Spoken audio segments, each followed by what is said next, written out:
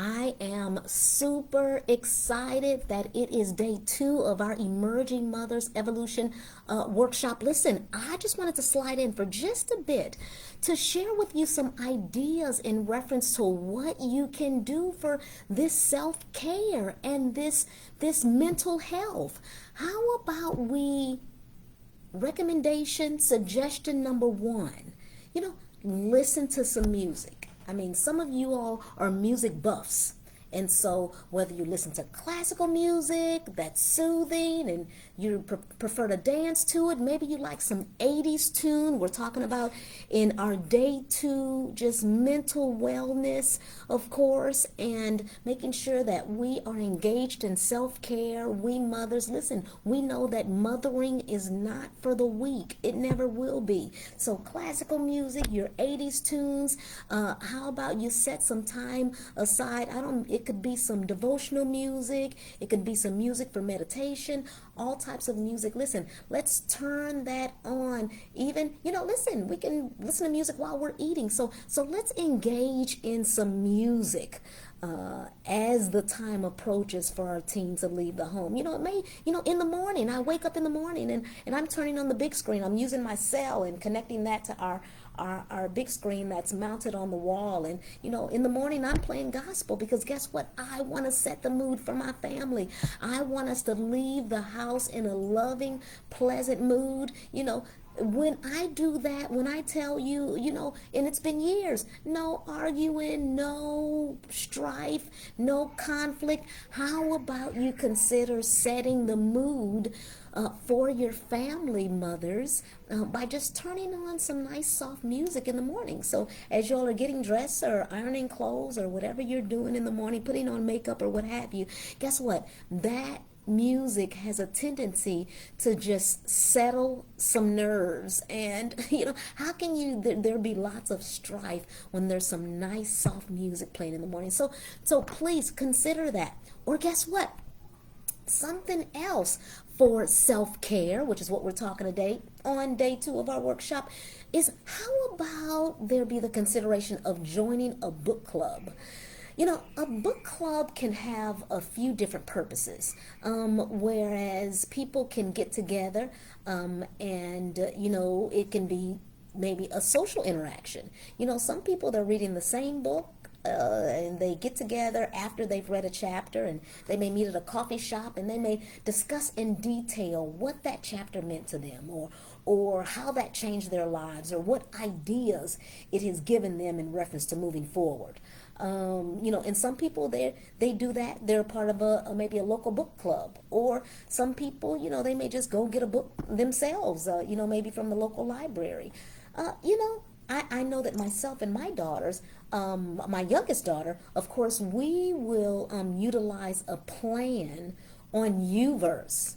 And we will read that on a daily basis and talk about what that meant to us, or how that's life-changing, or how that's impactful. So I would encourage you, if not joining a book club because maybe time is of the essence, then, something whereas you're able to just settle your mind and if you're doing it, for social interaction, that you're able to, get something and have meaningful dialogue with those you're reading the book with, etc. So that can be another way, of course, that you can participate in some type of self-care, and that's totally, reading is totally it impacts in a positive way my mental wellness, because I can read a book right here in Texas, but I can be like living from a mental standpoint over in Paris somewhere, or I can be in the middle of someone's situation, or their journey, or their story, or them pursuing their dreams, or anything such as that, simply from reading. Y'all can tell that I love to read. My mother was a reading teacher for 40 years, so there were books all over the place. I grew up with books upstairs, books downstairs, books all over the place. I'm sure that you can imagine, but listen, if not joining a book club, but let's do some reading. Let's expand our horizon. Let's heighten our intellect as far as reading is concerned. Listen, thirdly, how about, there's maybe, 15 minutes or less or more either or, time frame, does that matter? Going for a walk.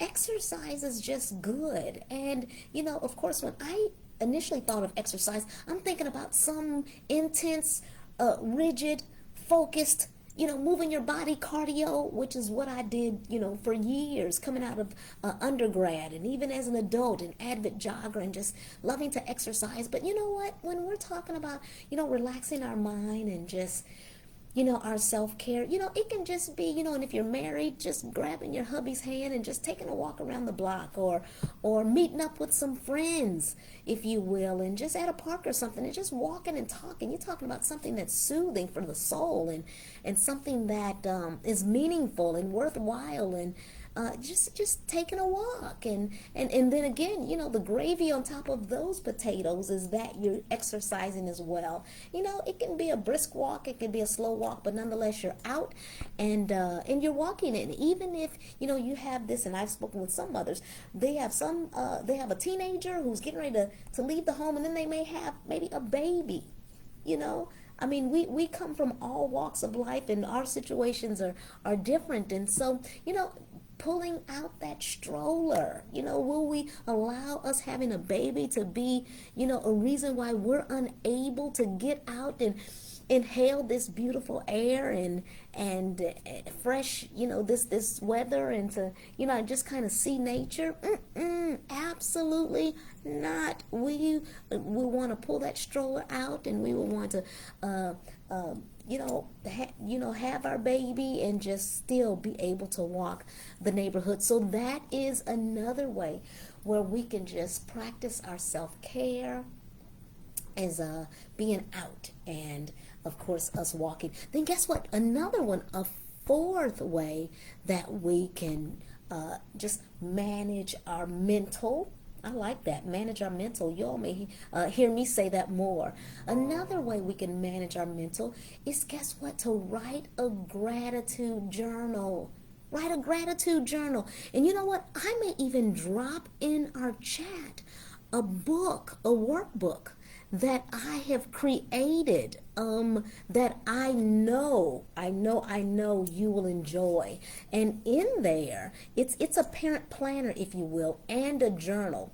Studies show that people who keep gratitude journals sleep longer, they experience higher quality of sleep. And the best part of writing a gratitude journal is that, guess what? It takes only a little bit of time, and it doesn't even cost you any dollars at all. You can just pick up a pen and a booklet, and that can be your journal, and you can just write down your thoughts, and you can just explore your mind, and you can just dream about what you're thinking about doing. You can even write to God. God, listen, help me, please. I'm facing this situation and or circumstance, and I could just, I could use your help. Just all of that. Or thank you for what you've done already. Here's I'm saying gratitude journal, and then I'm saying help me. Before and after that, let's bookend that help cry with thank you, help, thank you. How about we do that? And it still will be a gratitude journal because you're grateful at the beginning or the end.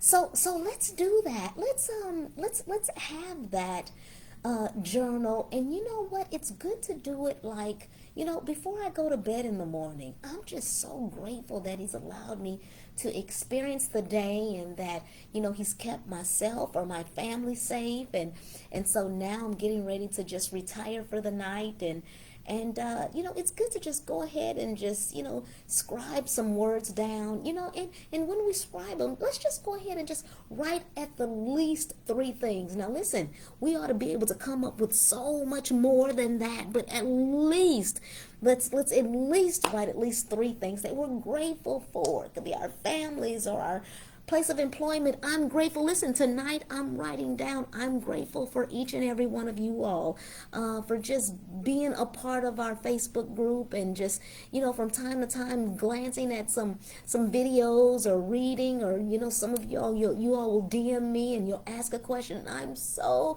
grateful for that, because that gives me a chance to pour into you all. And I just love being a part of you all's parent posse. And so whatever it is that, yes, I can help you all with, ask me the question, and I will be sure that I answer that for you. Or I may ask you, is there any way that we can just post that in the group? Because there could be another mother that has a different take on that. Because guess what? We all come from different backgrounds and cultures. And, there's a mother in here from Canada and Australia and all around these United States. So listen, there are, different perspectives. So I may even ask you that. Is it okay that I just go ahead and just drop that in the group? And you may say yes. And if so, that's great. And if you say, oh, no, I just want this to just remain in private, then I'll say, okay, great. Awesome. So it's all is well, all is well.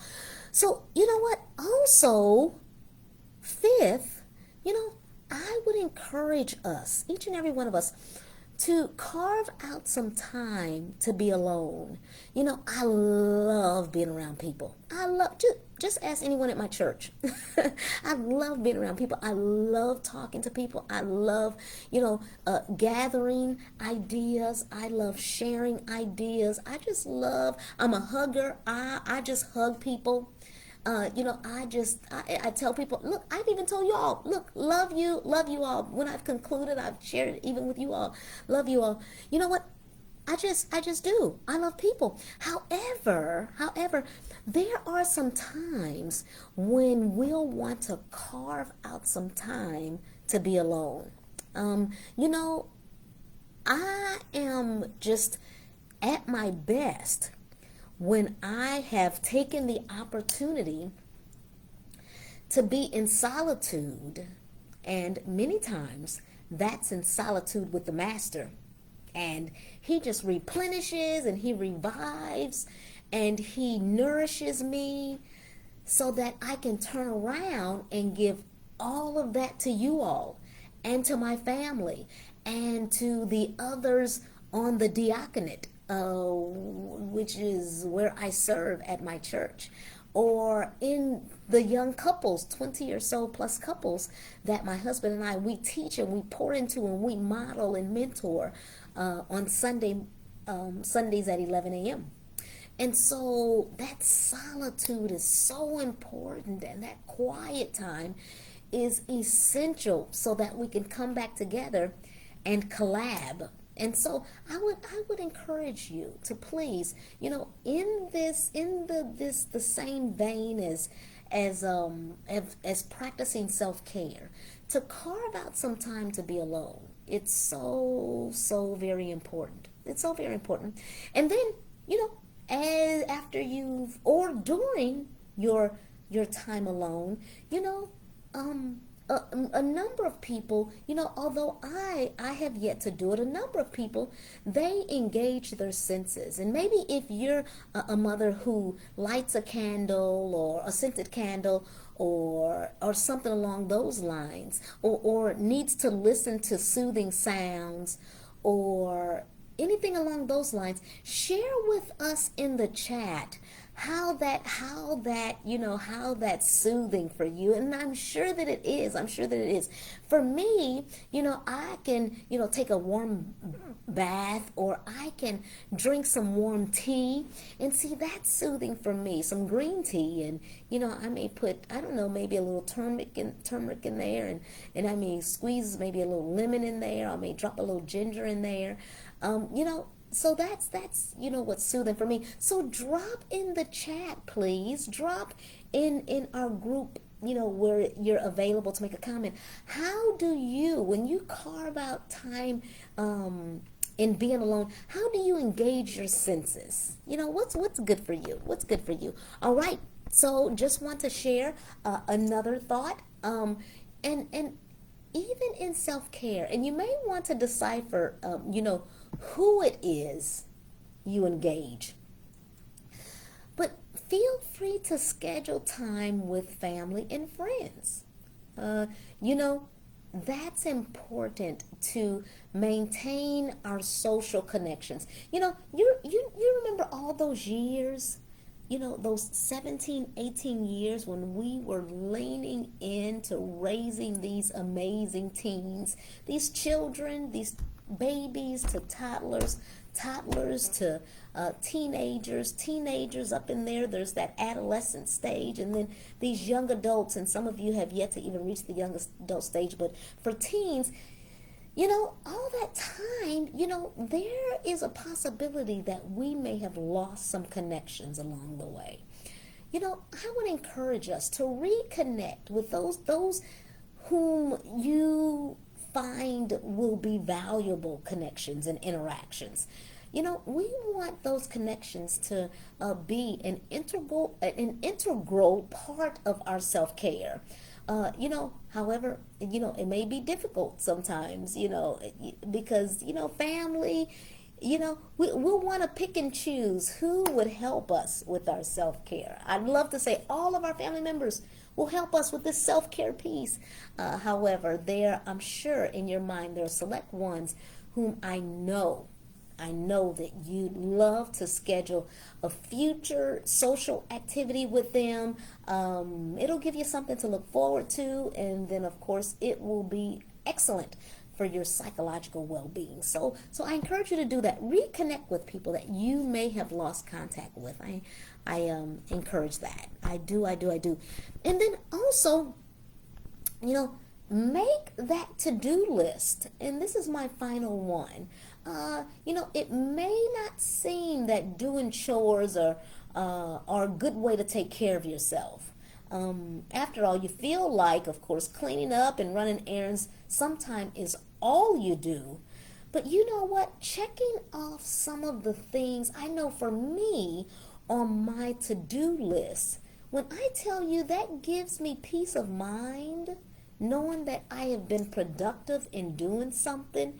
You know, again, some people may say, no, I'm not checking off, Dr. Lloyd, I am not checking off anything off of that to-do list, you know, because a lot of it is chores or doing repairs to the house, or it's rearranging furniture, or it's, you know, no, I'm not doing it. And listen, I understand. For some, it may seem like that. And so if that's the case, just overlook and ignore what I'm saying right now. However, I'm just saying for me, you know, there's something about me, my inner being, where I have to like do something productive, whereas I have accomplished something. I told you all, look, last year sometime, that my love language is finish. I have to like get it done. Am I thinking I need to get everything done all at once? You know, so far from the case. But however, you know, for my self-care, I have to just make sure that, you know, that I'm like in the land of productivity. And so that works well for me. So listen, you know, those are the 7 or 8 self-care activities that I'm proposing. Those are ways that we can just like take care of ourselves and you know, make sure that we're connecting where we need to connect, you know, whether it's with people, whether it's with things, so that we're able to maintain our mental wellness. Listen, I have so enjoyed, as I always do, talking to you. I love each and every one of you. And I would encourage you to, yes, drop down in the chat some of the things that you do. Maybe you travel, or maybe you just, you know, you may, I don't know, take a knitting class or something along those lines. Let us know, what do you do to manage your mental and to make sure that you are caring for yourself psychologically? You know, could be mani-pedi, just, you know, which is mine as well. But nonetheless, I appreciate you all. I thank you. And tomorrow, guess what? Oh my goodness, you will want to attend. We're talking about letting go. So as those teens grow closer to that transition day, just what does that look like? You know, just in a healthy way, how to let go of my teen, just so that they're released, yet we still have that interdependent relationship. Listen, thank you so very much. Love you tons. This is day 2. Tomorrow's day 3. I look forward to seeing you 7 p.m. right here at that time. Take care. Bye.